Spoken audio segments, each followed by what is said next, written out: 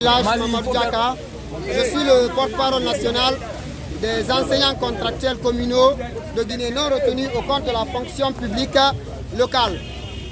Nous avons été recrutés et mis sur le terrain depuis 2022. Nous avons commencé le travail, mais fort malheureusement, jusqu'à date, nous n'avons pas été pris en compte parce qu'il était prévu par les différents protocoles d'accord que tous les enseignants contractuels qui ont été déployés sur le terrain, qui sont dans les normes et qui ont passé toutes les procédures qui concourent à l'engagement, allaient être recrutés au compte de la fonction publique locale. Maintenant, c'est ce que nous avons traversé. Nous avons traversé la procédure de l'identification. Après l'identification, nous avons traversé la procédure du pré-enrôlement. Après le pré-enrôlement, nous avons traversé également la procédure de la biométrie. C'est à l'issue de la biométrie qu'on a assaini les listes. Parce que les listes, en ce moment, ce n'était pas assaini. Donc, à ce niveau-là, il y avait près de 19 000 au départ. Après les 19 000, on s'est retrouvé à 18 000. Après 18 000, on est arrivé à 16 000. De 16 000 à 14 152 enseignants. Donc, c'est ces 14 152 enseignants qui devaient être engagés. Mais il y a eu un récent protocole additionnel.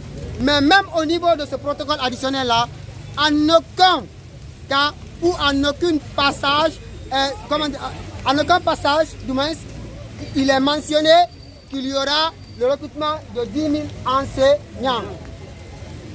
Le recrutement de 10 000 enseignants, ça c'est le consensus qui est fait récemment. Donc nous sommes là pour faire un plaidoirie en faveur de l'engagement de tous les enseignants contractuels en situation de classe.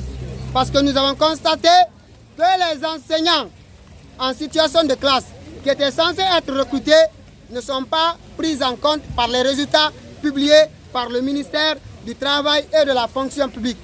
Mais ils ont plutôt pris certaines personnes qu'on ne connaît même pas d'où ils sont ici, donc de par-ci, par-là, et au final, on a laissé les vrais enseignants. À date, si on ne recrute pas les enseignants contractuels à la fonction publique, les écoles seront vides. Parce que nous, que vous voyons ici présents là, nous sommes des directeurs dans nos écoles. Nous sommes des personnes ressources représentant de toutes les structures de base au niveau des collectivités à l'intérieur du pays. Donc ce n'est pas une grève, ce n'est pas une manifestation, mais plutôt c'est une plaidoirie en faveur de notre engagement. Pour que l'État, pour que le président de la République, qui est le père de la nation, qui est à l'écoute de tout le monde, puisse nous entendre. Pour que le Premier ministre, parce que nous avons mené des démarches auprès de toutes les structures étatiques, auprès de toutes les institutions républicaines. Voici les courriers réponses. Nous avons envoyé les courriers à tous les niveaux. Au niveau des imams, au niveau du CNT, au niveau des ministères, du ministère de l'enseignement préuniversitaire, au niveau du ministère de l'enseignement, au niveau de la fonction publique, donc au niveau même des syndicats. Donc, mais jusqu'à présent, c'est des promesses. Il n'y a aucune action concrète qui est faite en faveur de notre intégration. Vous êtes au nombre de combien? Bientôt l'ouverture. Nous sommes auprès de 4 000 enseignants non retenus. Donc parmi ces 4 000, il y a le lot des biométrisés et il y a le lot des non biométrisés. D'accord? Il y a près de 2 000 et quelques qu'on a appris qui ont été biométrisés.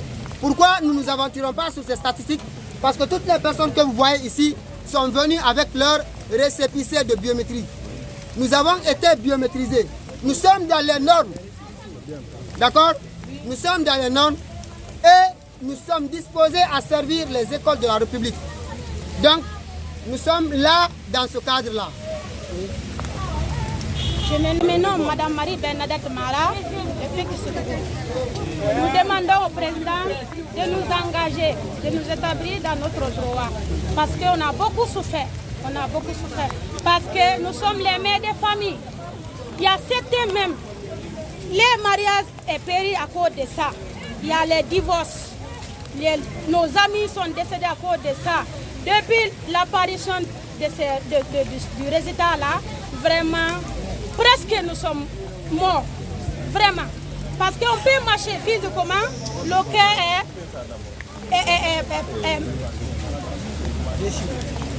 cœur est déchiré. Vraiment. Nous demandons au président de la République de nous venir en aide, de nous engager. On a beaucoup souffert. Donc, je vous rappelle, c'est une évaluation formelle. D'accord? Envoyez le micro. Ce n'est pas un concours en tant que tel, mais plutôt une évaluation formelle.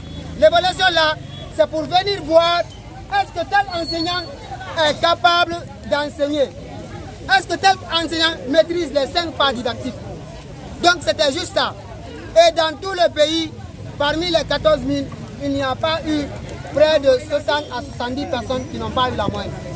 Donc pratiquement, tout le monde a eu la moyenne. Donc s'il devait y avoir recrutement, on devait se baser sur la base de ces moyens-là. Actuellement, le ministère de l'enseignement préuniversitaire, à travers les DPE, on nos notes, dispose nos notes. Vous comprenez? Donc, ils n'ont qu'à sortir ces notes-là et travailler en fonction de ces notes-là. Parce que c'est ici, à travers ces résultats, nous avons constaté que 12 vient avant 14. Est-ce que c'est normal?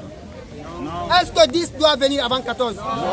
Donc, il y a eu beaucoup de personnes qui ont eu 18, qui ont eu 19, mais fort malheureusement, qui n'ont pas été admis. Donc, nous